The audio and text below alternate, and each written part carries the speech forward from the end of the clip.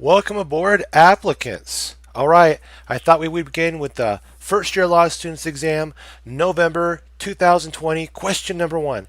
As with all of our essay questions, let's begin with the call of the question. All right, let's do that. Down here, with what crimes could Dave reasonably be charged? Discuss. Two, with what crimes could Bob reasonably be charged? Discuss. Or could Bob be reasonably charged? Discuss. Thank you.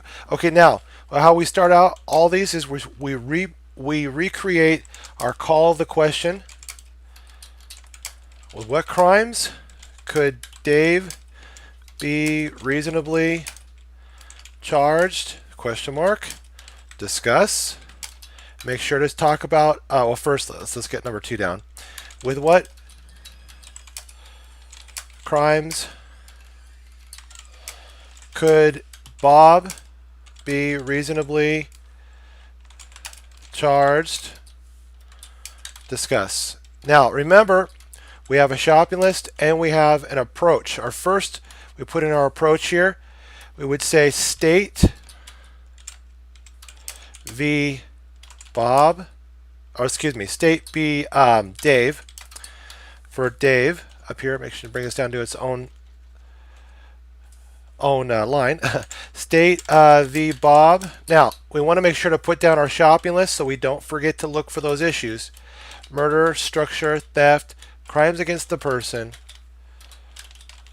solicitation, conspiracy, attempt, and defenses. Copy and paste that down below, and we got this thing. Okay, right here, copy, right underneath. Oh, let's see, right here. That's our call. That's our question number two there. Okay, right there, and paste it right there. Okay. Now let's read our question. First time through, we go through what we call as movie mode. We get a big picture perspective. Okay. Dave and Ed were partners in D&E's Delicious Donuts D&E's. Ed was the baker in the back of the store, and Dave waited on customers in the front. Dave would routinely enter less than the actual amount paid by customers into the cash register and keep the difference. Dave noticed that every Friday morning at 9 a.m., Jan would go to the bank across the street, withdraw funds, and then come over to D&E's. Every time Jane came into the store, she would walk up to the counter to order a donut and a cup of coffee, talk to Dave for a few moments, and then sit at the table. From his conversations with Jane, Dave knew that she would throw $250 on Friday mornings to cover her personal expenses for the following week. One Thursday, Dave suggested to Bob, a regular customer, that when Jane came into the store on Friday, he should grab her purse and run away. Dave said that he and Bob could later split the money. Bob said that he would think about it. The next day, Jane came into D&E's as usual, ordered a donut and a cup of coffee, and set her purse down on a table. Bob walked past her table, took Jane's purse, and ran towards the door. Another customer, Phil, saw what was happening and tried to block the door, but Bob knocked Phil over and ran outside. While Bob was running down the street and looking back to see if anyone was following him, he collided with Arlene, knocking her to the ground, where she hit her head on the sidewalk and died. Okay, now let's start issue spotting this. Okay. Come up here now. Dave and Ed were partners in the D&E Delicious Donuts. Ed was the baker in the back of the store, and Dave waited on customers in the front. Dave would routinely enter less than the actual amount paid by customers into the cash register and keep the difference. So this is what we're talking about possibly here. I would say that these facts here would indicate a possible, absolutely, you guessed it, possible embezzlement underneath our shopping list for theft. Okay. Now, Dave noticed that every Friday morning at 9 a.m., Jane would go to the bank across the street, withdraw funds, and then come over to D&E's. Every time Jane came into the store, she would walk up to the counter to order a donut and a cup of coffee, talk to Dave for a few minutes or moments, and then sit at the table. From his conversations with Jane, Dave knew, basically, I want to emphasize here, knew, okay, that she would throw $250 on Friday mornings to cover her personal expenses for the following week. You might be asking, what are we going to do with this paragraph here? These the facts in these paragraphs will feed elements in our main issues that we will see later on in our questions. So keep that in mind. One Thursday, Dave suggested to Bob right here. What's this? Absolutely, you guessed it. Now remember, Dave suggested to Bob, so keep that in mind. What? Absolutely, a regular customer that when Jane came into the store on Friday, he should grab her purse and run away. That sounds like a crime to me. So what has Dave actually committed in suggesting to Bob to do such a thing? Solicitation. Exactly right. Right here. Let's now we got to make sure to record this as well, that we're dealing up here with Dave routinely entering less than the amount. So let's keep that in mind as well, okay? Just want to make sure to put a little note to ourselves. Okay, now solicitation, remember that we have a template, solicitation merger, and we should be looking for conspiracy if it's there, okay? And then we have accomplice liability. Excuse me, let me put Pinkerton in there. Pinkerton's rule. Okay. Now down here, what happens? Okay, Dave suggested to Bob. We already covered that, so we can take care of that. We've dealt with these facts here. Dave said that he and Bob could later split the money. Okay, this aspect here would go the splitting of the money. We want to make sure in terms of conspiracy that would be the agreement aspect, okay? And I'll put it here, splitting the money. Okay. Now, let's make sure we take those facts into consideration. Exactly. Now, Bob said that he would think about it. Now, we haven't quite got Bob in the agreement situation yet, because he has to evidence an agreement for the conspiracy concerning Bob to click in. Now down here, I want to make sure that we're looking for it. So that's want to make sure that and make sure as well that there might be an accomplice liability aspect concerning Bob. And don't forget too, if there's conspiracy, we have Pinkerton as well. Okay. Now we also, as we see now, just because he said he'd think about it, is that strong enough to indicate acceptance? That's what we're going to argue. Okay. The next day, Jane came into D&E's as usual, ordered a donut and a cup of coffee, and set her purse down on a table. Now Bob walked past her table, took Jane's purse. What was it now? Even though he said he'd think about it. What does this indicate here? That Bob walked past her table and took her purse. That yes, that acceptance had clicked in. Okay. Now the next, okay, basically, and then it ran towards the door. But we don't want to forget something as well, okay? What has Bob actually committed? A larceny. Exactly correct. Right here.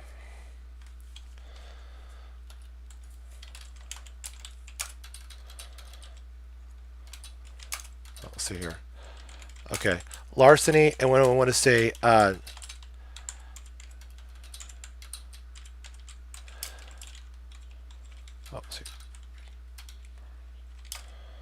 okay, good. Start spelling that right. Thank you so much for your patience. Okay, now back up here. Okay, Bob walked past her table, took Jane's purse, and ran toward the door. We also don't want to forget something as well. A possible crime against the person. It could be a robbery. It's questionable. Now, why I say questionable is because she set her purse down. But remember, robberies can force or threat of force from the person or from the person's presence. Okay. Excuse me. Another customer, Phil, saw what was happening and tried to block the door. Okay, but Bob knocked Phil over and ran outside. Now Bob knocked Phil over. There's what? Absolutely. At least battery of Phil. You could argue assault, but remember that assault would merge with the battery. So I would say just battery at this point. Also, another customer, Phil, saw what was happening and tried to block the door, but Bob knocked Phil over and ran outside, over and ran outside. Okay, dealt with those facts here. While Bob was running down the street and looking back to see if anyone was following him, he collided with who? Arlene, another battery. Excellent.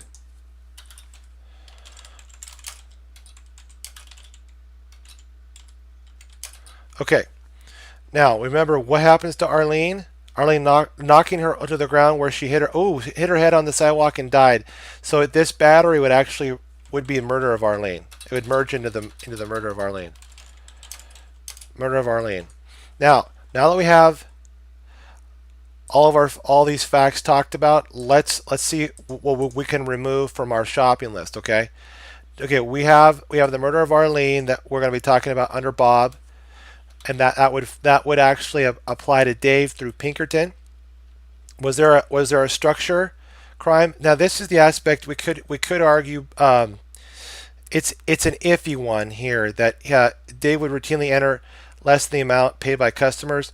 It's possible that it's very possible we might have a burglary, but I'm gonna say I'm gonna be on the safe side here and say no. Okay, so we can remove structure. We obviously talked about the theft from due to the embezzlement, which we're going to be talking about.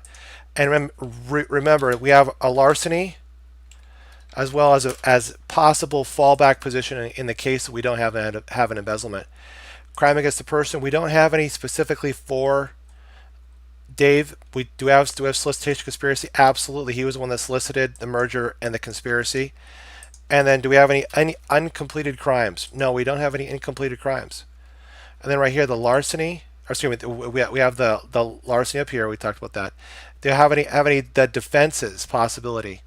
See there, I don't see any defenses that Dave could reasonably raise, but we want to make sure we'll put in there for just sake. See, I don't see that there would be any particular defense, so we can remove that at this point. Make sure to throw in the conclusion, okay? Now, after this, we go down and we talk about Bob now for conspiracy, Pinkerton's rule. We got accomplice liability, larceny, Jane's purse, robbery, battery of Phil, and then we got murder of Arlene. Now remember, we have a murder for Bob here concerning the murder of Arlene. We have the structure crime. We already talked about the structure crime, ruled out. Was there a theft crime? We already talked about that. That's the robbery, the larceny of Jane's purse, and then through Pinkerton's, we have all the actions of Dave attributable now are chargeable to Bob. And then crimes against the person, we already talked about that. The batteries, the solicitation conspiracy, we talked about that through the conspiracy aspect, even though he started out saying, no, he did not want to, but he ended up through implied agreement, which is through his conduct, he accepted the conspiracy. And then attempt, and we don't have any incompleted crimes here. Do we have any defenses? Neither do we have a defense for. Let me bring this down here. So we can, okay, thank you guys. Now, and then we'll want to make sure to fill out our template for murder of Arlene, because this will help us save time when we start writing. Murder, we put on homicide, actual cause, proximate cause. We want to talk about murder, malice aforethought, and degrees. Well, we want to make sure we talk about probably first degree. Here we go. First degree, second degree. Just defenses. This is where we can talk about defenses here, huh? Defense, justification, which I don't see any. Defense, excuse, again, I don't see any. Then any mitigation, which would talk about voluntary manslaughter and involuntary manslaughter.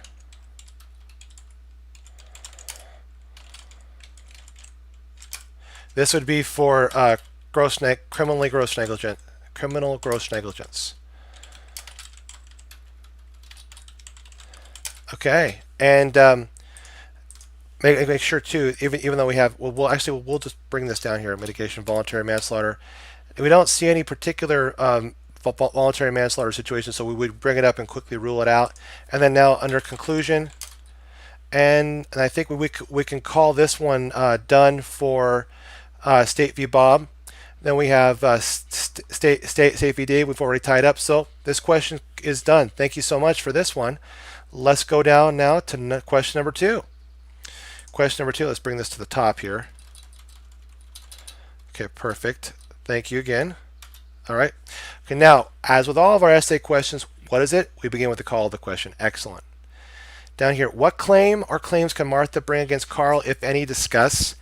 2, what defense or defenses can Carl assert against Martha, if any? Discuss. 3, what claim or claims can Martha bring against John, if any? Discuss. 4, what defense or defenses can John assert against Martha, if any? Discuss. This is definitely a racehorse. So let's start writing our answer right now. Number 1, what claims or claims can Martha bring against Carl, if any? Discuss. 2, what defenses, I should say defense or defenses,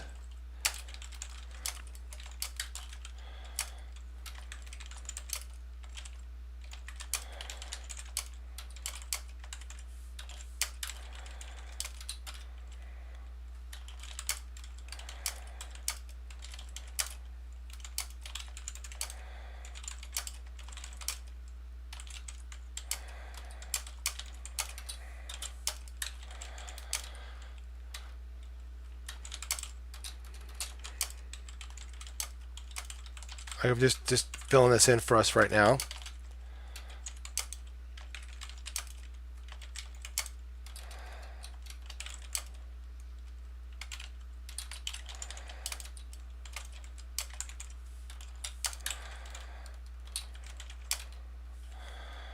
Make sure I got the spelling correct on that. Okay, now let's come up and read our question now, and for big picture perspective to see what area of law we're dealing with, because we really don't know. We know that whether there's claims and defenses, but this could be torts or contracts. Definitely not crimes, so we know we've eliminated one of the two, or one of the three, excuse me.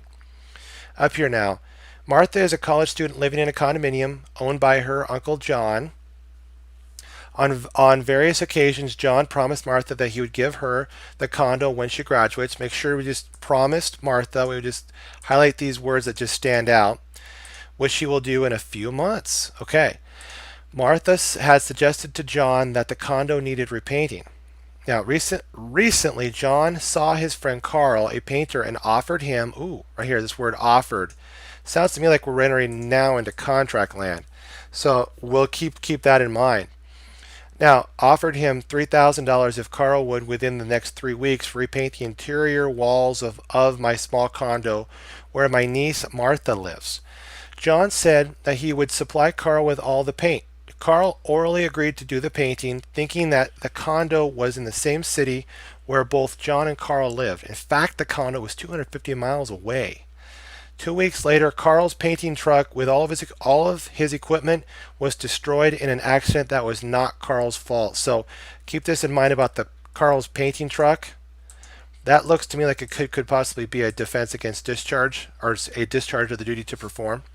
When Carl called John to tell him that he would not be able to paint the condo as scheduled, he learned for the first time that the condo was 250 miles away. Carl told John that he very much doubted that he'd be able to replace his truck and equipment quickly. Which this is going to the aspect about whether or not we have anticipatory repudiation, a repudiating communication that before the time for performance is due, one of the parties will not perform as agreed.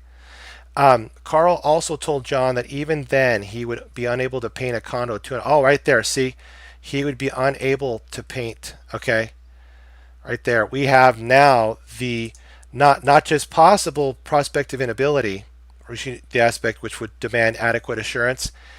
We now have the full anticipatory repudiation. So a condo 250 miles away for $3,000 unless John paid all his traveling and lodging expenses. John told Carl, let's forget about the whole thing. Okay. Martha was disappointed to hear that John was not going to have the condo repainted. So she told him right here, make sure to make the note of that that she would pay someone else $3,000 to have it done. At her painting contractor's suggestion, she paid him an additional $12,000 to install a new kitchen floor, new kitchen appliances, and new bathroom fixtures. After Martha graduated, John told her that he could no longer afford to give her the condo and instead would be selling it. Now, what is it that Martha has to technically here? Because we should see a big picture perspective happening. Between John and Carl, who would be benefiting from this contract? Absolutely, Martha. We want to keep that in mind. Okay, so now down here, what claim or claims can Martha bring against Carl?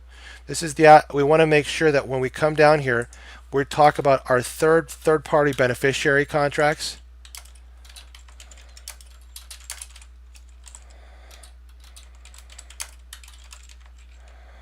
Okay, and we want to make sure to bring up that that we define it.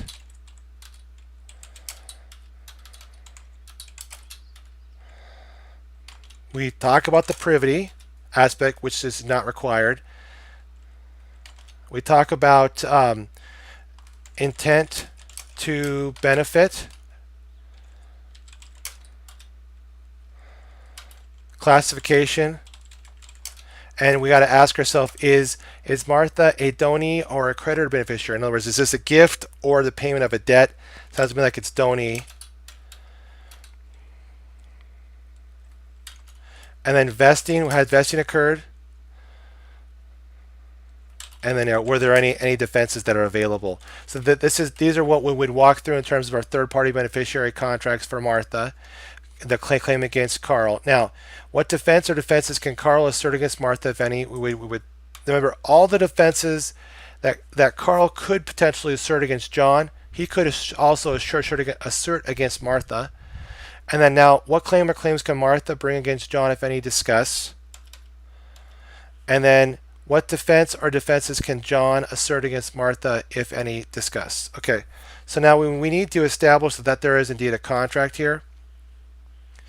And up here, we need to discuss what area of law we're dealing with. Or excuse me, we already know the area of law is contracts. Thank you. We need to talk about governing law. And what is our governing law up here with the contract between John and Carl?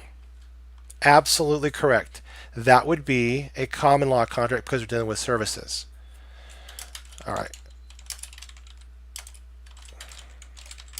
Okay. After that, we look to valid contract. Valid contract contains offer, acceptance, consideration. Okay, make sure to bring this over one. Thank you very much. Offer, acceptance, consideration, and then were there any lack of formation or lack of enforceability or lack of formation offenses or defenses against enforceability? Now, up here we have Martha suggested to John that the condo needed repainting. Now, let me pause right there because we're in paragraph 2. We need to go to paragraph 1. Martha is a college student living in a condominium condo owned by her uncle John. On various occasions, John promised Martha that he would give her the condo when she graduates, which she will do in a few months. Now, this is an interesting aspect here. This promised Martha could potentially, it goes to the aspect about possible covenants. So I want to make sure that we talk about this, that one of the things that Martha can bring against John,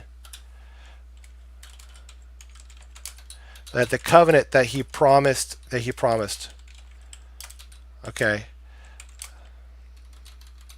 Make sure we put this, bring that to our attention for later contemplation. Now we've taken care of this here. Okay. Martha had suggested to John that the condo needed repainting. Okay. Recently, John saw his friend Carl, a painter, and offered him $3,000. There is, in terms of offer, we have the intent to be bound, definite terms and communication.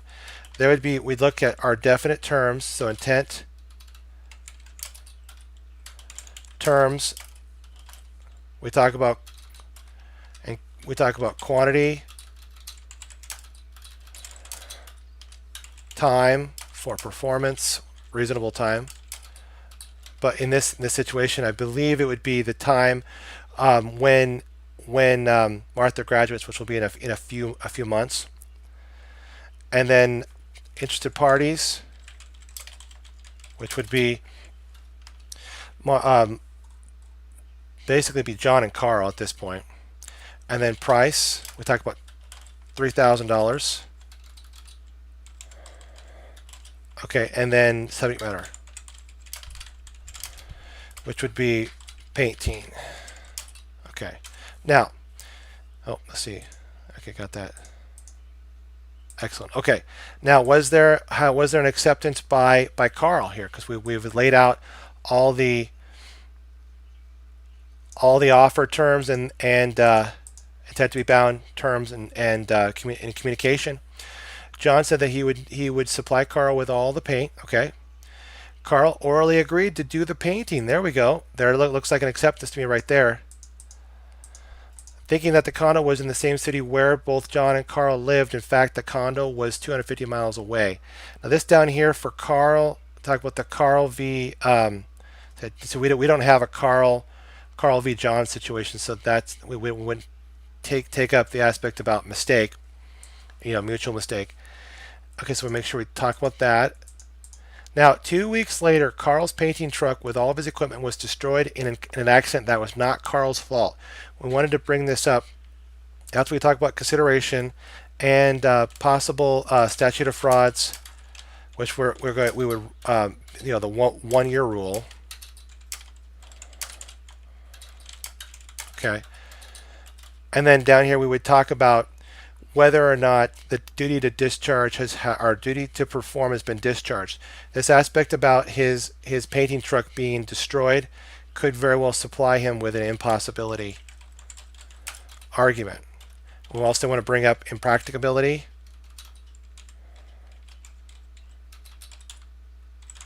Remember, we want to talk about financial impracticability. Okay. And frustration of purpose. Let's see here. Okay. Now, after this, Carl tells John that even then he would not be able to paint a condo at 250 miles away for $3,000 unless John paid all his traveling expenses and lodging expenses. What is that? That looks to me like it's a modification. So we want to make sure to put that in there.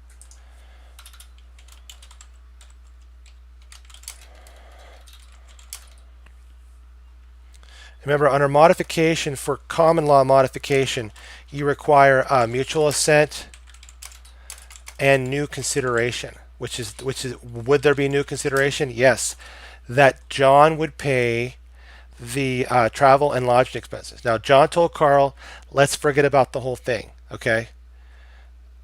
Oh, excuse me. You know what? I apologize. I skipped ahead there, but we will be talking about that. So when we says forget about the whole thing, we're gonna that would possibly be against the modification because that wouldn't be the mutual assent aspect. So we want to keep that in mind.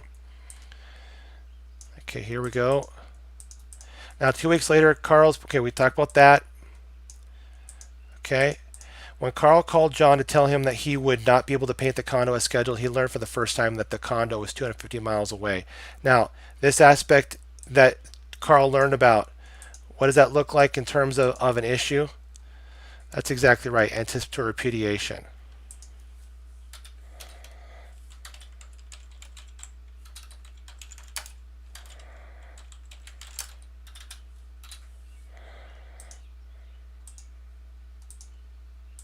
Okay. Then we want to make sure to talk about breach of contract. Okay. Now, Martha was disappointed to hear that John was not going to have the condo repainted. So she told him that she would pay someone else. Now this is where we get interesting. $3,000 to have it done. At her painting contractor's suggestion, she paid him an additional $12,000 to install a new kitchen floor, new kitchen appliances, and new bathroom fixtures. So we went underneath What claims does Martha bring against Carl? So we have third-party bennies. I believe that this would be for, yeah, as to, yeah, I'm gonna have to see that. And then down here we have modification, and we want to make sure that we're bringing. This would be more for John. I'm gonna have to copy and paste this down here. What claims can she bring against John? There we go. That would be for that one. And then for Carl, we want to make sure we talk about governing law, common law, because we're dealing with services. Make sure to talk about valid contract, which is the offer acceptance consideration. There was a possible modification of the contract. And then down here, at her painting contractor session, she paid him additional $12,000. We already talked about that. After Martha graduated, John told her that he could no longer afford to give her the condo and instead would be selling it. Now down here, we have John. Let's see what defense can Carl down here. This is why these racehorses can be a little challenging, to say the least. What defense can John assert against Martha? Let's see here. Well, that I'm not sure on at the moment. I'm gonna have to research that one and do some thinking about that one. I know this is a pretty good guess as to what number 3 would be. I'm not sure what Carl would be able to assert against Martha. I know there'll be the same defenses that he could have asserted against John.